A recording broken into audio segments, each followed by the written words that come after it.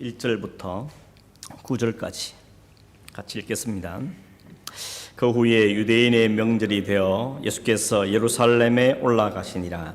예루살렘에 있는 양문 곁에 히브리 말로 베데스다라 하는 못이 있는데 거기 행각 5이 있고 그 안에 많은 병자, 맹인, 다리 저는 사람, 혈기 마른 사람들이 누워 물의 움직임을 기다리니 이는 천사가 가끔 못에 내려와 물을 움직이게 하는데 움직인 후에 먼저 들어가는 자는 어떤 병에 걸렸든지 낫게 되밀어라. 거기 38배 병자가 있더라.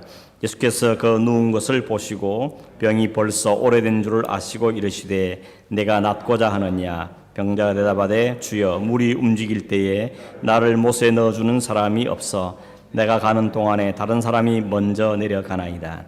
예수께서 이르시되 일어나 내 자리를 들고 걸어가라 하시니 그 사람이 곧 나아서 자리를 들고 걸어가니라. 이날은 안식일이니. 여러분 그 나누어드린 그 표는 항상 가지고 계시죠? 한번 잠깐 복습을 해보면 우리가 지금 신약 성경, 구약 성경은 시대가 많았죠. 신약 성경은 딱 3시대밖에 없습니다. 예수님 시대, 그다음에 교회 시대, 선교회 시대, 이렇게 3군데로 나눈다 그랬습니다. 여러분 구약은 기록된 데 약 1500년 걸렸거든요. 그런데 신약은 거의 한 100년? 100년도 채 안 되죠. 그렇기 때문에 그 100년의 역사를 기록하고 있기 때문에 시대가 간편하다 이렇게 볼 수 있겠습니다. 지금 우리가 보는 것은 예수 그리스도의 시대에 대해서 지금 살펴보고 있습니다. 다음을 보겠습니다. 지도를 여러분 또 나누어 드렸는데 거기 보시면 많이 나오는 지도가 뭔가 하면 일단 유대 지역, 그다음에 위에 갈릴리 지역, 가운데가 사마리아 지역이죠.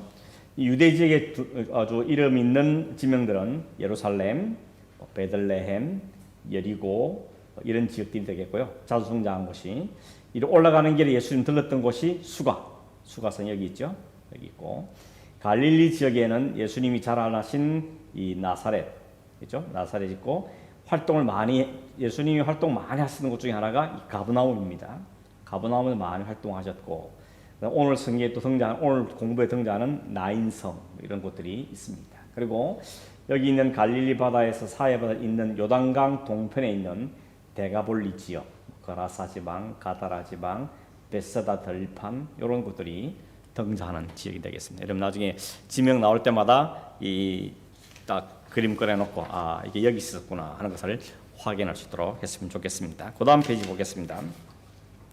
이것도 역시 나누어 드린 건데 예수님 시대는 6월절을 기점으로 나눈다 그랬죠. 예수님의 공생이 우리가 3년이라 그러죠. 왜 3년이냐 하면 6월절이 예수님 생일에 1번, 2번, 3번, 4번 나오기 때문에 예수님 이때부터 공생이 시작해서 이때까지 그러니까 3년이 되겠구나 하는 걸 우리가 알 수 있습니다.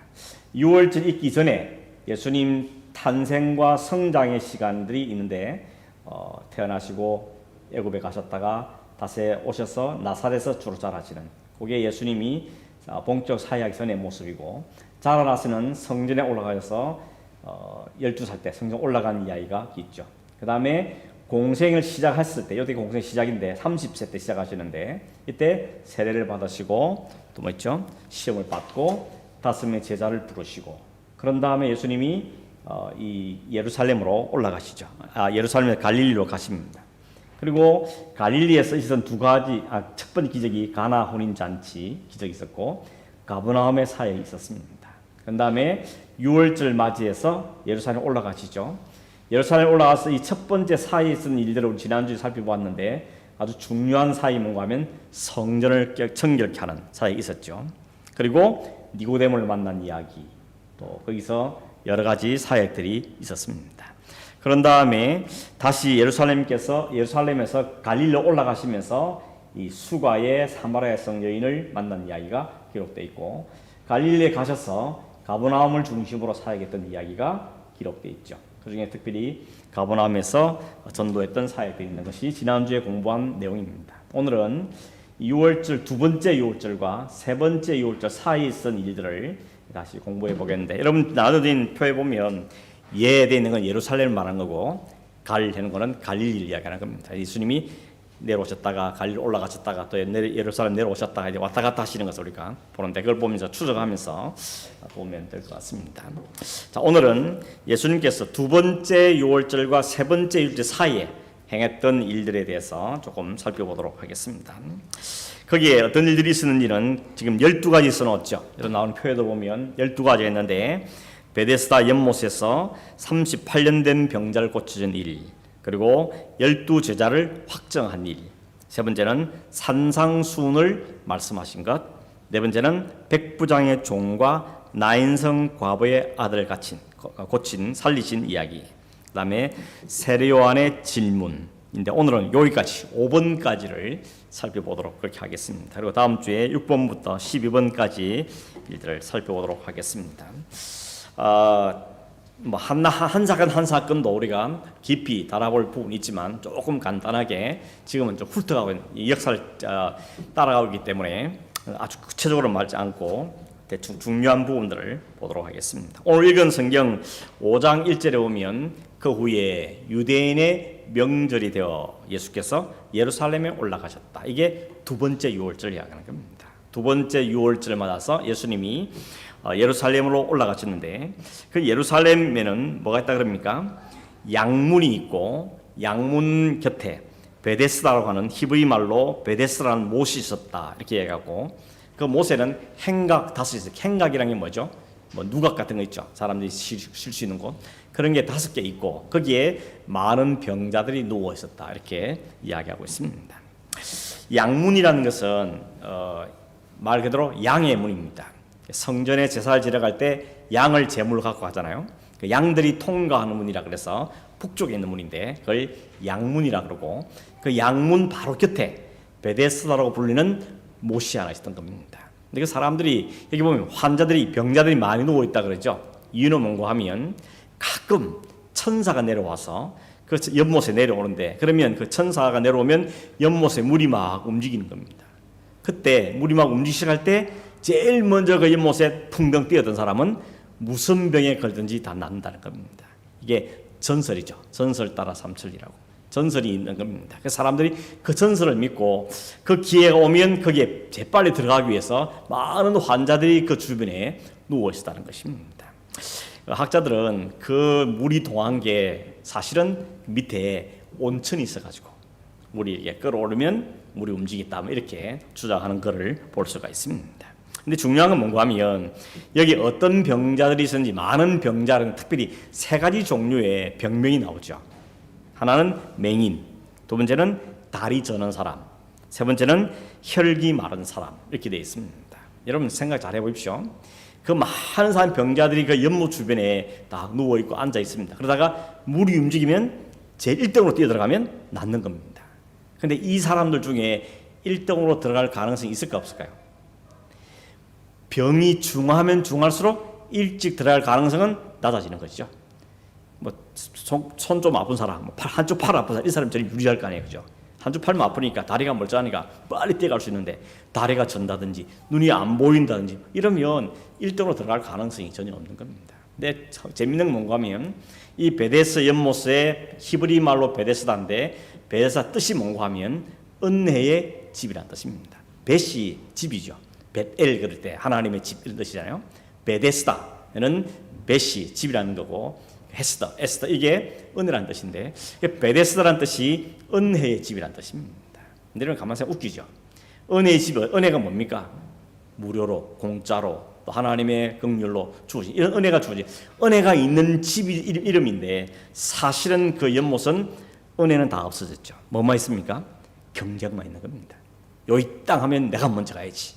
내가 나가야 되니까 이런 경쟁만 있는 곳이 사실 이 베데스다 연못의 상황인 겁니다. 이걸 뭘 보여주는가 하면 당시 유대 사회의 모습을 보여주는 것이고 또 오늘 이 시대의 모습도 보여주는 거죠. 여러분 이 시대에 은혜가 있어야 할 곳에 은혜가 없다는 겁니다. 우리 교회를 보면 어떻습니까? 교회만큼 은혜가 가득해야 될 곳이 어디 있습니까? 또 믿음의 가정일수록 은혜가 충만해야 되잖아요. 근데 거기에 은혜는 없고 경쟁만 있고 서로 다투며 혹은 올라서길 원하고 이런 것만 있는 그런 세태를 반영하는 것이 바로 이 베데스다 사건이라는 겁니다. 유대 사회가 그랬던 겁니다. 은혜로 섬기고 은혜를 돌보고 이래야 되는데 율법주의에 빠져 있고 자랑하고 교만하고 이런 것들이 가득한 곳을 지휘해 주는 사건인 겁니다. 이런 현장에 누가 온 겁니까? 예수님이 온 겁니다. 이게 뭘 의미하겠습니까? 은혜가 없는 곳에, 이름은 은혜인데 이름이 은혜가 없는 그곳에 진짜 은혜를 베푸실 분이 그곳에 나타난 겁니다. 그래서 예수님께 오셔서 보고는 뭐라 그럽니까? 그 중에 특별히 제일 가능성 없는 사람, 38년이나 병을 앓고 있는 사람, 아무도 도와줄 사람도 없고 스스로 힘으로는 그곳에 갈 힘도 없는 사람, 그 사람이 주님이 찾아가시죠? 그러면서 묻습니다. 네가 낫고자 하느냐 묻습니다. 여러분, 예수님과 이 병자 나눈 대답을 보면 참 웃기죠. 아니, 병자한테 낫고 싶냐 물어볼 말입니까? 아닙니까? 당연히 나으려고 누워 있는데 그 사람에서 낫고 싶냐 약 올리는 것도 아니고. 그럼 이 사람 어떻게 해야 됩니까? 예, 네 낫고 싶습니다. 좀 낫게 해주세요. 이렇게 대답해야 되는데 뭐라고 대답하죠?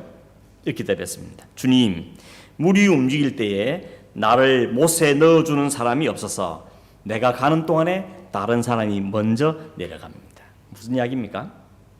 내가 갈라 해도 다른 사람 다 세치하고 다 먼저 가기 때문에 내가 갈 기회가 없습니다. 그러면서 자신의 지금 처한 상황, 자신이 둘러싸고 있는 상황, 그 베데스다 연못의 상황을 고발하고 있는 것입니다. 다분히 원망이 섞였죠. 나를 아무도 신경 안 쓰기 때문에 나는 그 은혜를 입을 가능성이 없는 사람입니다. 이런 불평과 원망이 섞인 말로 예수님께 대답하죠. 그 예수님이 누군지 알았다면 주님께서 네가 낫고 싶으냐 할 때 예, 낫고 싶습니다. 여기 은혜를 주십시오. 이렇게 했을 텐데 그 예수님이 은혜를 베푸신 진정한 은혜의 분이라는 것을 이해 못했기 때문에 원망과 이 절망이 섞이는 대답을 하고 있는 겁니다. 그래서 여러분, 이 38이라는 숫자가 사실은 이 병자가 앓은 숫자이기도 하지만 사실 38이라는 것은 완전히 절망의 숫자인 겁니다. 38년 동안이나 낫지 못했고 은혜 입을 기회도 얻지 못했고 그렇기 때문에 이 사람에는 절망 섞인 숫자다 이렇게 볼 수가 있는 것입니다. 그런데 여러분, 우리가 아는 것처럼 사실은 우리가 어떤 실패하는 것보다도 더 무서운 것은 실패의식이라고 그러죠. 한 번도 우리가 실패할 수 있는데 이게 몇 번 반복되면 이제 좌절감에 빠져서 난 아무것도 못해, 난 할 수 없어, 그냥 좌절감에 빠져 산다는 겁니다. 이게 사실은 더 무섭죠. 우리가 죄를 짓는 것도 마찬가지죠. 죄를 안 짓고 살 수 어디 있습니까? 그러나 그 죄를 한 번, 두 번 자꾸 지면 그 죄가 그냥 만성이 되는 거죠. 뭐 남도 짓는데 이렇게 한다든지 나는 이 죄에서 벗어날 수 없어. 그러면서 죄의식에 사로잡혀서 삽니다. 그게 사탄이 늘 노리는 겁니다. 우리가 죄를 지면요, 빨리 하나님 앞에 엎드려서 회개하고 용서를 구해서 이 죄를 잘 사함을 받아야 되는데 여기 계속 매여가면 그냥 죄에 매여서 꼼짝을 못하게 되는 겁니다. 이런 이야기가 있지 않습니까? 자기 집보다 훨씬 산 같은 집채만한 코끼리를 말뚝에 박아 놓습니다. 처음 말뚝은 이 코끼리가 발버둥을 쳐도 움직이지 못할 아주 견고한 말뚝에다 박아 놓습니다. 그런데 이 코끼리가 벗어나보려고 발버둥 쳐보면 못 벗어나거든요. 그게 몇 번 반복되고 나면 그 다음에는 그 말뚝 말고 손으로 뽑아도 뽑힐 수 있는 쉬운 말뚝을 박아놔도 코끼리가 도망을 못 간다는 겁니다. 왜 그렇죠? 나는 못 가. 난 여기 매였어. 난 여기서 벗어날 수 없어. 하는 이 좌절감과 실패의식이 코끼리 뇌 속에 딱 잡혔기 때문에 못 벗어난다는 겁니다. 그게 우리의 영적 현실인 겁니다. 그래서 여러분, 우리가 회개를 빨리빨리 잘해야 됩니다. 죄를 지으면 빨리 회개하고 그러면 사람 앞에 나가야 되는데 그걸 차곡차곡 쌓아두고 미루면 나중에는 그 죄가 나를 완전히 사로잡아서 죄의식에 벗어나지 못하고 언제나 절망감에 사로잡혀서 은혜도 입지 못하는 그런 자리에 갈 수 있다는 겁니다. 지금 이 38년 병에 묶여 사는 이 사람이 바로 그런 모습을 우리에게 보여주는 것이죠. 그런 그에 가서 예수님이 네가 거기서 자유하고 싶으냐, 너 그 죄의식에 벗어나고 싶으냐, 그 절망에 벗어나고 싶으냐고 지금 묻고 있는 겁니다. 그러면 주님에게 은혜를 주십시오. 그렇게 나가야 되는데 다른 사람이 안 도와줬어. 다른 사람이 먼저 갔어. 그러면서 비교의식과 좌절감과 이렇게 사로잡히는 이런 병자의 모습을 우리에게 보여주고 있는 겁니다. 여러분, 그런 사람에게 주님 말씀하시죠. 일어나 내 자리를 들고 걸어가라. 딱 한마디 하시죠. 그랬더니 성경에 말이죠. 즉시, at once, 곧 바로 즉시 일어나서 걸어갔다고 이야기하는 것입니다. 38년 묶여 있었는데 예수님이 말씀 한마디에 자유를 얻게 됐다는 겁니다. 이게 우리에게 주는 구원의 은혜인 것이죠. 주님이 이 땅에 오신 이유가 뭐냐? 죄에 묶여서 평생을 묶여 살고 죽고 나서도 사망에 처할 수밖에 우리들에게 벗어나게 하시는, 자유를 얻게 하시는, 진정한 평강을 얻기 위해 주님은 우리 오셨고 우리에게 오늘도 말씀하는 겁니다. 일어나라, 일어나라. 뭘 일어납니까? 말씀에 의지하여서 주의 은혜를 입어서 일어나게 될 때 우리는 일어서기도 하고 걷기도 하고 뛰는 은혜를 누리게 된다는 사실을 주님께서 보여주고 계시는 것이죠. 오늘 우리의 가정들이, 또 우리 성도들이, 또 우리 교회가 은혜가 있는 곳, 어려울 때 서로 도와주고 나보다 당신이 먼저, 이런 은혜가 있는 집이 되기를 우리는 기도해야 될 것입니다. 그런 다음에 여러분, 예수님께서 6월절에서 두 번째 6월절에 예루살렘에 가셔서는 다른 기록이 없습니다. 요 기록밖에 없습니다. 아마도 두 번째 6월절 때 가서는 특별히 오래 안 계셨던 것 같습니다. 그래서 다시 갈릴리로 내려오십니다. 올라가는 거죠. 갈릴리로, 사실은 지형으로 올라가는 건데 성경에는 예루살렘으로 올라간다 그러죠. 왜냐하면 예루살렘의 성전이 산 위에 있기 때문에 예루살렘에 가는 걸 올라간다 이렇게 표현하고 있습니다. 다시 예수님이 예루살렘에서 갈릴리로 돌아오시죠. 거기서 오셔서 제일 먼저 하신 일이 뭔가 하면 12명의 제자를 컨펌하는 겁니다. 확정을 짓는 겁니다. 그제도 5명도 부르고 4명도 부르고 그랬었는데 공생의 2년째 됐을 때 이제 12명으로 픽스를 하게 되는 것이죠. 그 12명의 이름을 여러분 다 아시죠? 베드로, 안드레, 야고보, 요한, 빌립, 바돌로메, 마태, 알페오들, 야고보, 다데오, 시몬, 가룟, 유다. 한 명 빠졌네. 누가 빠져 모르겠다. 빌립, 바돌로메. 어쨌든 12명이 픽스가 되는 것입니다. 그래서 그들에게 어떻게 하죠? 귀신을 쫓아내는 능력과 병을 고치는 능력들을 그에게 부여해 주십니다. 왜 그걸 주실까요? 자랑하고 폼 잡아주는 것이 아니고 이 복음사를 위해서 동력하자고 주님께서 자신의 능력을 그 제자들에게 나누어 주는 겁니다. 그것이 있은 일인 것이죠. 그 일 하시기 전에 그 전날 밤에 예수님이 뭐 하셨다 그럽니까? 누가복음 6장 12절 보니까 예수님이 기도하러 올라가셔서 밤새도록 기도하셨다 그랬습니다. 그리고 내려오셔서 한 일이 제자들 12명을 세운 일이었습니다. 그거 보면 여러분, 예수님이 12명의 제자를 세운 일에 얼마나 심혈을 기울이신지를 알 수 있는 겁니다. 예수님이 밤새워 기도한 게 어떤 일이 있죠? 시험 당하기 전에 십자가를 지시게 게르세마네 동산에서, 그리고 12제자를 세우기 전에 주님께서 밤을 세워서 기도한 거 보면 야, 이게 참 도전이 많이 되더라고요. 그러니까 사람을 세운 일이 정말 밤을 세워서 기도해야 될 정말 중요한 일이구나 하는 것을 배우게 되었습니다. 아무튼 예수님께서 그 사람 12명을 확정하신 다음에 그들을 데리고 이제 사역을 본기도 시작하시는데, 첫 번째 사역이 바로 이 6월절 두 번째에서 이 12제자를 세운 다음에 하신 첫 번째 하신 게 뭔가 하면 산상수훈을 가르친 것이었습니다. 이게 마태복음 5장, 6장, 7장에 있는 것이죠. 예수님이 산 위에서 특별히 제자들 모아놓고 12명의 제자들을 모아놓고 하나님의 백성 그리스도의 제자로서 어떻게 살아야 될 것인가 하는 것을 가르친 내용이 산상수훈인데, 이 산상수훈은 뭐가 비유되는가 하면 시내산에서 예수님께서 이스라엘 백성들에게 10계명을 비롯한 많은 계명을 주신 것과 상당히 비교가 되고 있는 것입니다. 구약시로 말하면 이스라엘이 어떻게 했죠? 애굽 땅에서 불러내서 내가 너희를 선택하여 불러낸 내 백성이다. 너희는 이렇게 살아라. 이렇게 예배하고 이렇게 절기를 지키고 이렇게 삶을 살고 이런 걸 쭉 가르친 것이 시내에서 준 언약이었던 겁니다. 그것처럼 예수님이 12제자를 선발한 다음에 이제 너희가 그리스도를 따르는 제자로서 어떻게 살아갈 것인가 하는 것들을 이야기한 게 산상수훈이죠. 다른 말로는 산상보훈이다. 산상복음이다. 다른 용어 썼는데 아무튼 그 내용은 이제 그리스도를 따르는 제자로서 우리가 어떤 삶을 살아야 될 것인지를 이야기해 준 내용이 바로 5, 6장, 마태복음 5, 6, 7장에 있는 산상설교의 내용이라고 볼 수 있습니다. 구약에서는 그들의 율법을 주셨다면 이제 예수님은 이들에게 이 산상수훈을 통해서 율법의 정신을 그대로 해석해 주면서 그 말씀들을 설명해 주는 걸 볼 수 있습니다. 여러분, 산상수훈 지난번 제가 수요일 때 설교했는데 그 내용 보시면 어떻습니까? 율법을 말씀한 다음에 그 율법이 무슨 의미를 갖고 있는지를 예수님이 새롭게 해석해 주시죠. 너희들이 받은 율법의 내용은 사실 이런 거야 라고 해석해 주는 내용들이 이 산상수훈에 기록되어 있습니다. 몇 가지만 보시죠. 도표를 보시면 5장 1절에 보면 예수께서 무리를 보시고 산에 올라가 앉으시니 제자들이 나온지라 입을 열어 가르쳐 이르시되, 이제 산 위에서 말씀을 가르치기 시작하죠. 그래서 첫 번째가 뭡니까? 5장 3절에 12절은 팔복에 대해서 이야기하는 겁니다. 팔복은 잘 아시죠?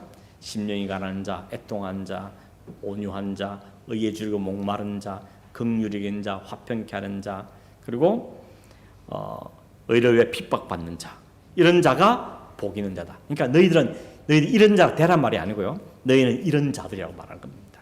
사실은 이 헬라 성경에는 복이 있도다 이런 사람들이여 이런 말이거든요. 이렇게 하면 심령이 가난해지면 복 받는다 말이 아니고, 너희 복 있는 자들이여, 너희는 심령이 가난한 자들이다. 왜냐하면 심령이 가난한 자들이 예수를 주로 모시기 때문에. 그래서 복 있는 그리스도인의 모습을 설명하고 있는 것이 8가지인데, 그걸 복이란 말이 있기 때문에 우리는 팔복이라 그러는데, 이걸 우리가 오해하면 안 됩니다.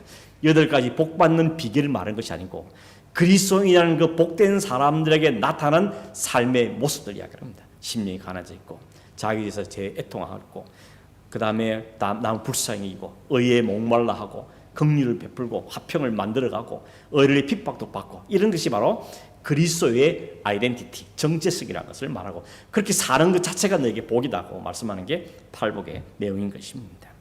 그런 다음에 13절 16절에 보면 너희는 세상의 소금이고 너희는 세상의 빛이다. 그들의 정체성을 이야기해 줍니다.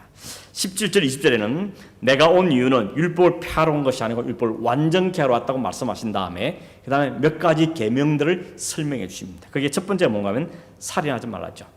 율법에는 살인하지 말라 그랬는데, 나는 너희 그 말씀하신 이유 뭔지를 설명해 주겠는데, 그게 뭔가 하면 형제를 향해서 노하거나 욕을 하거나 마음으로 미워만 해도 살인이다 라고 말하는 겁니다. 그래서 여러분, 율법을 예수님이 폐한 게 아니고 율법을 더 확실하게 정확하게 지키는 게 예수님께서 해석해 주는 겁니다. 많은 사람이 오해하는 것이 이제 신약 시대는 율법 다 없을 필요 없고, 그래서 율법에 있는 구약에 있는 율법 안 지켜도 된다 이렇게 생각하는데 아닙니다. 주님께서는 오히려 더 열심히, 더 적극적으로, 더 온 마음을 다해 지키라는 겁니다. 예를 들면 여러분 이런 거죠. 구약 시대는 11조 하라 이렇게 말했지만 신약에는 11조라는 말은 없습니다. 대신 뭐라죠? 니 다 바치라는 겁니다. 다 내놓으라는 겁니다.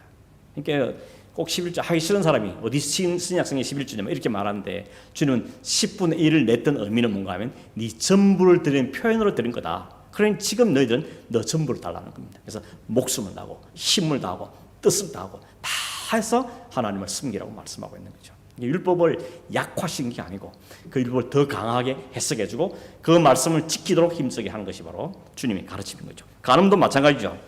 구약의 율법에 간음하지 말라 말은 진짜 간음한 것만 간음죄지만, 예수님 말이죠, 마음으로 음욕을 품기만 해도 그게 간음이라고 말하는 것이죠. 그러니까 더 강화된 겁니다.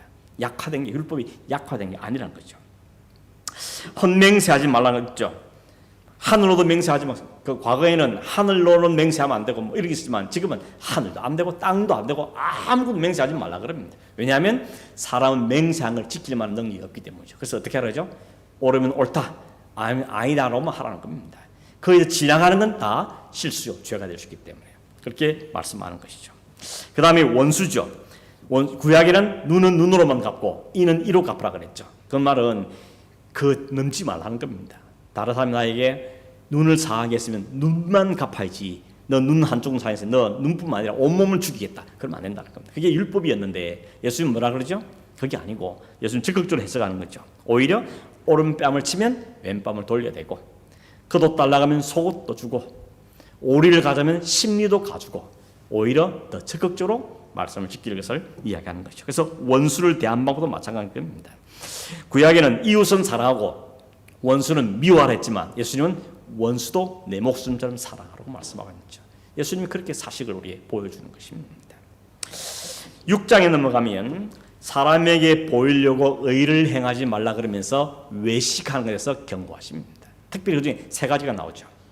3가지 뭐죠? 구제, 기도, 금식.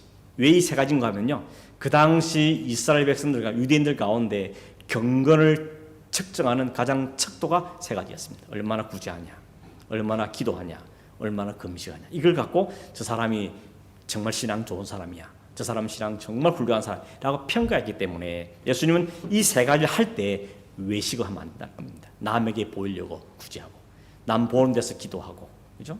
남 앞에 금식하는 걸 자랑하고, 그것은 온전한 것이 아니라는 것을 분명히 이야기해요. 그래서 은밀히 하고 하나님 앞에 사는 겁니다. 이게 코람데오죠. 하나님 앞에 사는 것이죠. 뭘 해도, 구제를 해도, 금식을 해도, 기도를 해도, 다른 사람을 돕고 하더라도 하나님 앞에 사지. 떠벌리고 자랑하고 나를 알아주길 바라고, 그러면 하나님은 하늘나라에서 계산하지 않는다고 말하는 겁니다. 이런 이야기를 하고 있는 것이죠. 그리고는 6장 19절 34절 보면 너희 보물을 하늘에 쌓아두라 그럽니다. 왜 보물을 하늘에 쌓아두라 그러죠? 사람 항상 보물에 마음 빼앗기게 되어 있습니다. 그래서 보물 있는 곳에 네 마음도 있다 그러잖아요. 항상 우리는 돈 가는 데 마음이 가게 되어 있습니다. 그 재미있는 말들 있잖아요. 여러 가지 말이 많은데 우리가 이 돈을 어디 쓰는가 보면 그 사람의 관심과 뭘 사랑하는지 알 수 있다는 겁니다. 그죠? 어느 사람은 취미할 때는 돈을 다 펑펑 사면 그 사람은 그게 그 사람의 관심거리고 섬기는 우상인 겁니다. 하나님께 온전히 보물을 짜란 말은 하늘에 던지란 말도 아니고 헌금만이라 그런 의미보다는 하나 주신 것을 그것에 내 마음도 가는 거기 때문에 잘 사용할 것을 이야기하고 있는 것이죠. 7장에서는 처음에 말한 게 기도를 비판에 대해 비판받지 않으려면 비판하지 말라 말씀하셨고, 그 다음에는 구하고 찾고 문을 두드리라고 기도에 대해서 말씀하셨고, 그 다음에는 너희가 그리스도인 제자라면 좁은 문으로 들어가야 된다 말씀하셨고, 마지막에 뭔가 하면 너희가 진짜 그리스도의 제자인지 아닌지는 말로 떠벌린 거 아닌가 아니다는 겁니다. 삶으로 들어간다 겁니다. 그래서 너희 열매를 보아서 안다 그랬죠. 그래서 이어지는 말씀 마지막 결론이 뭔가 하면 말은 잘하는데 삶을 없는 사람을 가리켜서 말하죠. 모래 위에 집을 지은 것 같다는 겁니다. 그래서 비바람이 치면 그냥 허물어 지는 것이죠. 말씀을 듣고 간직하고 그 말 순종하고 그 말씀을 몸부림치며 사는 사람은 반석 위에 집을 지은 것 같다고 이야기하는 거죠. 그래서 환난이 오고 시험이 올 때 흔들림 없는 신앙이 될 것이라고 이야기하고 있는 것이죠.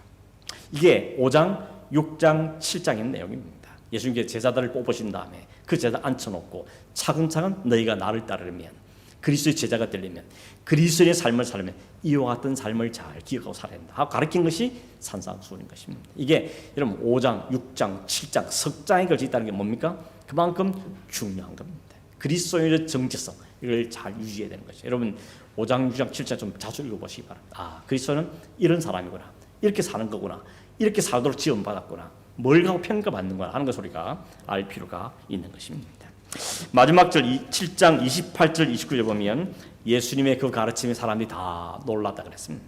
왜 놀랐는가 하면 서기관들이 가르치는 것과는 차원이 다른 말씀이기 때문에, 그 말씀에 능력이 있고 권세가 있기 때문에 사람들 그 말씀을 듣고 다 놀랐다고 이야기하고 있는 것입니다.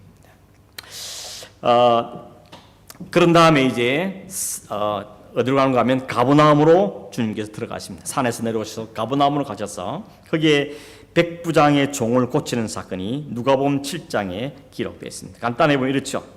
가버나움에서 한 백부장의 종이 병들었는데 사람 보내가지고 우리 종 좀 고쳐주세요. 그랬더니 예수님이 오케이 가자 하고 가는데 백부장이 막았었죠. 주님 말씀만 하십시오. 우리 집에 들어오는 걸 내가 감히 감당할 수가 없습니다. 나도 백부장인 100명의 부하를 거느리고 있습니다. 나도 위에 상관이 있고 아래 종이 있는데 내가 시키면 종들을 다 합니다. 가라 하면 가고 오라면 오고 시킵니다. 주님 말씀하시면 그 말씀대로 될 줄로 믿습니다 라고 이야기했죠. 그때 예수님이 너무 허무하게 생각해서 칭찬하시잖아요. 이스라엘 유대인 가운데, 백부장은 유대인이 아니잖아요. 유대인들 가운데도 이만한 믿음을 찾아보기 어렵다는 겁니다. 그 믿음 내용이 뭐죠? 말씀만 하시면 이루어지죠 믿겠다는 겁니다. 그게 진짜 좋은 믿음인 겁니다. 많은 사람이 보여달라 믿겠다 말하는데 이 백부장은 웬일인지 말씀만 해도 우리 집까지 안 와도 막 손 얹고 그래 안 해도 말씀만 해도 나을 줄을 믿습니다. 주님께 그 믿음을 크게 칭찬하시던 겁니다. 그런 다음에 나인성으로 가시죠. 아까 지도에도 봤죠. 나인성이 있었죠. 그 나인성에 갔더니 거기에 상녀가 지나가는데 보니까 그 성의 한 과부의 아들이 죽어서 장사를 지내기 위해서 상녀 가는데 주님이 그 관을 딱 붙드시더니 명령하죠. 청년아 일어나라 라고 말했더니 그 청년이 일어나 살아났다는 겁니다. 뭘 보여주는 거죠? 예수님께서 말씀뿐만 아니라 병자만 고친 것이 아니라 죽은 자의 모든 것도 죽음마저도 주님이 통치하신다는 것을 사람들이 보여준 겁니다. 그래서 그때 끝에 보면 이렇게 나오죠. 이 소문이 온 유대와 사방에 퍼졌다고 말하는 겁니다. 여러분 예수님이 이 일을 한 것은 나 기적 잘한다, 능력 있다 그걸 보여준 게 아니고 예수님은 갈 길을 가고 계시는 겁니다. 이분이 하나님의 아들로 오셨고 이분이 모든 인생의 문제 해결자시고 38년 병자든지 아니면 이런 죽은 자든지 모든 살릴 생명을 주리라는 것을 차근차근 설명하고 보여주고 증거하는 삶을 살아가는 거죠. 그러면서 마지막에 이 모든 삶을 살리기 위해서 내가 너를 위해 죽는다라고 십자가로 가는 겁니다. 예수님이 한 발자국 한 발자국 그 목표를 해서 가고 계시는 거죠. 그래서 예수님은 귀가 얇지 않습니다. 누가 이러면 거기 쏠리고 누가 그러면 거기 쏠리고 그러지 않고 그냥 묵묵히 자신이 받은 사명의 그 길을 쭉 그냥 걸어가는 겁니다. 그 길을 향해서 가는 것이 주님이 가시는 길인 것이죠. 마지막으로 우리 생각해 볼 것은 뭔가 하면 가버나움에서 사역하신 이 모든 일들을 세례 요한의 제자들이 세례 요한에게 보고를 합니다. 그런데 세례 요한이 어디 있었죠? 감옥 안에 있었습니다. 감옥 안에 있는 세례 요한이 자기 제자들을 통하여서 예수님이 그 가버나움 지역, 그 갈릴리 지역에 하신 사역에 대해서 다 들었습니다.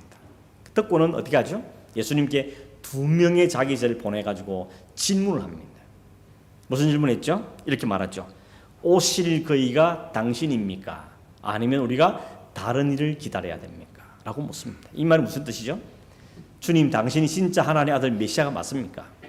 아니면 다른 메시아 있습니까? 라고 물은 겁니다. 여러분, 이 말은 사실은 따지고 보면 상당히 문제가 있는 말이잖아요. 세례 요한이 내 뒤에 오시는 분은 능력 있는 분이고 그는 성령과 불로 세례를 줄 것이고 그가 하나님의 아들이다. 보라, 하나님 어린 양이다. 이렇게 증거해놓고 이제 와서 감옥에 갇혀가지고 당신이 진짜 그분 맞습니까? 이렇게 지금 사람을 보내서 묻고 있는 것은 상당히 의심하는 질문처럼 보이는 것입니다. 여러분, 왜 세례 요한이 누굽니까? 그 위대한 선지자가 이렇게 질문하고 있습니다. 상황이 당황스러운 질문이지 않습니까? 우리가 뭘 알 수 있는가 하면 이 세례 요한이 이렇게 살짝 흔들린 이유가 뭘까? 2가지 이유가 있는 것입니다. 하나는 뭔가 하면 자신이 감옥 안에 있기 때문에 그렇습니다. 세례 요한이 왜 감옥에 갇혔죠? 당시 헤롯이 자기 동생의 아내를 뺏었잖아요. 동생의 아내가 너무 이쁘니까 동생의 아내를 빼서 자기 아내로 삼았습니다. 아무도 말 못하는, 감히 왕이 그랬으니까 아무도 말 못하는데 세례 요한이 지적하죠. 당신 그 나쁜 짓이라고. 그 나쁜 짓이라고 지적을 했습니다. 그러니까 이 헤롯의 마음에는 눈에 가시 갔죠. 그래서 기회를 삼아서 그 세례 요한을 감옥에 잡아넣은 겁니다. 세례 요한이 감옥 안에 갇혀 있으면서 이제 여러 가지 생각이 많았겠죠. 예수님이 오시면 능력과 성령과 불로 이 온 세상을 통치하실 텐데 왜 나는 지금 감옥에 갇혀 있는가? 예수님 밖에서 사역하신다 그러는데 저분이 진짜 메시아 맞다면 내가 이렇게 두지 않을 텐데 이런 생각이 많았지 않겠습니까? 우리 인간적으로 생각해 보면 그러다 보니까 자신의 지친 상황과 환경 때문에 예수님에 대해서 의심을 품게 된 것이죠. 진짜 당신 맞습니까? 혹 다른 분이 또 있어야 되는 겁니까? 라는 의문을 신앙적인 회의를 느끼게 된 것입니다. 여러분, 사람은 환경이 약합니다. 아무리 지금은 믿음 좋다 하더라도 우리가 너무 극한 상황에 처하면 우리가 믿음을 저버리는 경우들이 있습니다. 여러분 자신하십니까? 어떤 상황이어도 나는 믿음을 잘 지킨다. 그럴 수 있습니까? 자신할 사람 없습니다. 아무도 자신할 사람이 없는 거죠. 2번째 이유는 뭔가 하면 이 세례 요한이 예수님의 그 메시아 되심에 대해서 약간 오해한 겁니다. 세례는 뭐라 했죠? 나는 물로 세례를 주지만 그분은 성령과 불로 할 것이고 온 세상을 통치하시고 하나님 나라를 세울 거다라고 이야기했습니다. 그래서 그런 역동적인 그런 변혁을 일으키는 그런 메시아를 기대했는데 예수님이 가면 갈수록 약한 말씀하고 뭐 가난해야 되고 무슨 뭐 병든 자가 듣고 막 이러니까 점점 마음에 맞나 하는 이런 회의감을 느낀 것입니다. 이것이 신앙의 오해에서 온 낙심인 것이죠. 예수님이 어떻게 하시죠? 어떻게 너 믿음이 그렇게 없냐? 세례 요한 너 그럴 수 있냐? 이렇게 하지 않습니다. 섭섭해하거나 꾸짖거나 책망하지 않죠. 어떻게 하십니까? 첫 번째 방법이 뭔가 하면 말씀을 주십니다. 자기 질문하러 온 제자들에게 가서 이 말을 전해라 라고 하나님의 말씀을 그에게 주십니다. 그 말씀의 내용이 오늘 성경에 기록되어 있죠. 누가복음 7장 22절인데 이렇게 되어 있습니다. 제가 읽어드리면 가서 이렇게 전하라. 맹인이 보며 못 걷는 사람이 걸으며 나병 환자가 깨끗함을 받으며 귀 먹은 사람이 들으며 죽은 자가 살아나며 가난한 자에게 복음이 전파된다 하라 라고 말했습니다. 이건 실제로 예수님이 하시는 사역을 이야기한 것이죠. 너희들이 보고 들은 것을 세례 요한에게 이야기하라는 겁니다. 그런데 이 말씀은 예수님 그냥 한 말이 아니고 구약 성경 인용한 말씀이죠. 이사야 35장 5절과 6절 그리고 61장 1절 말씀을 인용할 말씀인 겁니다. 여러분, 이 당시 유대인들은 구약 성경을 마사하게 압니다.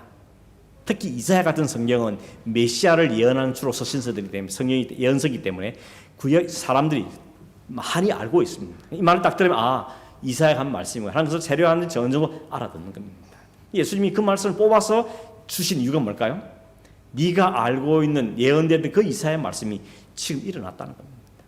맹인이 보게 되고 전원 자가 걷게 되고 죽은 자가 일어나고 이런 일이 실제로 일어났다. 그걸 한 사람이 메시아인데 내가 그 일을 했다는 겁니다. 내가 바로 메시다 하는 것을 주님께서는 말씀을 인용해서 이 세례요한에게 설명해 준 겁니다. 그리고 뭐라죠? 말씀을 듣고 의심하지 말고 심에 들지 말라고 주님께서 오히려 격려하시는 말씀을 해주신 걸 보게 되는 것입니다. 세례요한은 이 주님의 위로와 격려의 말씀을 들은 다음에 마음에 큰 확신과 위로를 갖게 되고 감옥 안에는 그 상황에서 벗어나게 되죠. 그리고 기꺼이 주를 위해서 죽습니다. 기꺼이 주를 위해서 죽는 일에 그는 참여하게 되는 것을 보게 되는 것입니다. 여러분 마지막 결론적으로 이 세례요한의 질문을 통해 우리가 교훈받는 게 있는데 첫째는 뭔가 하면 인간은 누구나 회의와 의심에 빠질 수 있다는 것을 우리가 인정해야 됩니다. 내가 지금은 너무 펄펄 끓는 것 같고 진짜만 몸을 불사로 주를 섬길 것 같지만 또 상황이 바뀌어지면 의심과 회의가 찾아올 수 있다는 것을 인정해야 되는 것입니다. 우리는 약한 사람들이기 때문에 그렇습니다. 주님께서 그 세례요한의 연약한 인간을 아시기 때문에 주님을 책망하기보다는 말씀을 통해서 깨우쳐 주시고 생각나게 하고 그 말씀으로 증명해 주시고 그 힘과 용기를 주셨던 것이죠. 엘리야도 그렇지 않습니까? 850명과 댁에서 이겨놓고는 이 이세벨이 오늘 죽이겠다 그러니까 도망가가지고 주여 나 이제 됐습니다. 나 죽겠습니다. 이러면서 나는 홀로 남았습니다. 이러면서 좌절감에 빠져있죠. 그때 예수님께서 야 너 왜 그러냐? 조금 전에서 능력 있게 살게 해놓고 왜 이렇게 주저앉냐? 이렇게 책망하지 않고 어떻게 하시죠? 찾아와서 어루만져 주시고 재우시고 깨우셔 먹이시고 또 재우시고 어루만지시고 그렇게 충분히 위로하신 다음에 가라 다시 보내시고 너와 함께할 7,000명을 내가 남겨뒀다. 그러면서 그를 위로하시는 겁니다. 이게 주님의 방법인 것이죠. 여러분 신앙의 회의가 의심이 찾아오면 너무 당황하지 마십시오. 이게 연약한 내 인간이구나. 이런 조그마한 내가 믿음이 흔들리고 이래야 되나 저래야 되나 셀 때 역시 나는 연약한 자가 이걸 인정하면 되는 겁니다. 분명한 것은 우리가 의심하거나 우리가 회의하는 것보다 하나님의 긍휼 사랑이 더 크다는 겁니다. 이게 정말 소망입니다. 우리는 때때로 실망하고 때때로 낙심하고 이제 그만하고 싶다. 그런 목사님 중에 그런 분 많다고요. 빨리 은퇴하고 싶다. 목회 안 하고 싶다. 이런 마음인데 그러나 그 연약함과 그 힘듦보다도 하나님의 위로와 긍휼이 더 크기 때문에 또 가는 겁니다. 또 버티는 것이죠. 마찬가지입니다. 목사가 아니라도 이런 성도들도 이 신앙생활 하는 게 맞냐, 이렇게 꼭 신앙생활 하냐 이런 생각이 들 때 여러분 그것이 내게 있는 연약함인 줄 알고 그러나 하나님은 그 사랑은 더 크다는 것을 우리의 회의보다 더 크다는 걸 다시 기억해야 되는 것이죠. 그렇지 않다면 우리는 주저할 수밖에 없는데 주님은 우리가 가지는 그 연약함보다 훨씬 더 크신 우리에게 다가와 주신다는 겁니다. 심지어는 어떤 사람은 주님을 등지고 교회를 떠나는 사람도 있습니다. 그런데 여러분 주님은 다시 끌고 오십니다. 다시 세우셔서 그를 통해 하나님의 역사를 더 일으키게 하시는 하나님을 우리에게 보여주고 있는 것이죠. 두 번째는 뭔가 하면 의심이라는 것은 반드시 불신앙이라 꼭 그렇게 등식을 세울 필요는 없습니다. 좀 의심하면 저 신앙이 없어 믿음이 없어 그렇게 손가락질 마시고 나도 마찬가지입니다. 내 안에 그런 의심할 때 내가 이렇게 믿음이 없던 거라 나는 형편없어 너무 자책하지 마시길 바랍니다. 다른 사람이 그렇게 하면 비난하거나 비판하지 말고 좀 기다려주고 좀 위로해주고 기도해주고 그게 우리가 해야 될 자세인 것이죠. 그리고 우리 모두가 가야 할 곳은 다시 주님께 가는 겁니다. 여러분 세례요한이 감옥 앉아서 그냥 계속 주저앉아 있으면 문제는 해결이 안 된 겁니다. 근데 자기가 못 가니까 제 사람을 보내서라도 질문하죠. 물어본 겁니다. 그럴 때 주님이 따뜻한 말씀으로 그를 위로해 주신 겁니다. 여러분 물어봐야 됩니다. 모르면 물어보고 회의가 오면 물어보고 답답하면 하나님께 호소하고 그러면 하나님이 찾아와서 말씀으로 위로해 주시고 어루만져 주시고 먹여주시고 재우시고 따뜻한 마음을 회복시켜 주셔서 우리를 다시 이룰 수 있는 용기를 주시는 분이 하나님인 겁니다. 주님이 그래서 보혜사라 그러잖아요. 보혜사 뜻이 뭐죠? 곁에서 위로하는 분이라는 뜻입니다. 예수님은 우리를 심판하러 오신 것이 아니고 우리를 위로하고 자신의 몸을 내어주기 오셨던 분입니다. 그래서 주님이 그러죠. 내가 가면 다른 보혜사 너희 곁에서 항상 있으면 너희를 보호할 성령을 보내신다고 말씀한 겁니다. 지금 우리는 성령의 보호함을 받고 사는 사람들이죠. 성령 우리가 늘 곁에 계시면 뭐합니까? 우리 마음을 따뜻하게 해주고 깨닫게 해주고 죄를 지적도 해주시고 위로도 해주시고 격려해 주시고 말씀이 생각나게 하시고, 그래서 우리를 다시 이 길을 걸어가게 하는, 그리스도의 제자의 길을 걸어가게 하는 것이 성령께서 하시는 역할이라는 겁니다. 그러면 여러분 힘 빠지면 어디로 가야 됩니까? 기도의 자리로. 맥이 빠지면 말씀을 읽고, 다시 힘들면 혼자 힘들면 다른 사람 같이 기도 제목을 세워하면서 나 좀 기도해 달라고 그렇게 요청하면 주님께서 말씀을 통하여서 다른 사람들 통하여서 여러 가지 방법을 통해서 우리를 위로하시고 세워주게 되시는 겁니다. 그래서 다시 내려갔던 하강 곡선을 그리던 우리 인생을 신앙 다시 터내서 다시 상승 곡선을 그리고 위로 올라가게, 독수리 날개처럼 다시 올라가게 하는 것이 주님이 하시는 일인 것을 우리에게 보여주는 것입니다. 오늘 여러분 주님께서 두 번째 유월절 기간 했던 일을 몇 가지 살펴보았는데, 주님은 차근차근 하시죠. 하나님은 다 계획 있게 하십니다. 사람을 세우고 말씀을 가르치고 격려하시고 무너지면 다시 이렇게 하시고, 그렇게 하심으로 그리스도의 제자기를 그렇게 하시는 분이 바로 주님이신 우리에게 보여주고 있는 것입니다. 오늘 우리 모두가 그걸 겪고 있는 사람들이죠. 주님께 우리에게 말씀으로 또 다른 사람을 통해서 위로할 때 그 위를 충분히 받으시고, 다시 주님 안에서 마치 부모가 자녀들을 품듯이 주님 우리를 품어주는 그 부모의 은혜에 거함으로 감사하고 또 찬송하고, 다시 일어서는 또 떨어지면 또 일어서고 또 일어서고 다시 상승을 그리면서 치솟아나가는 그런 믿음의 삶을 살아가는 저 여러분 되기를 간절히 바랍니다.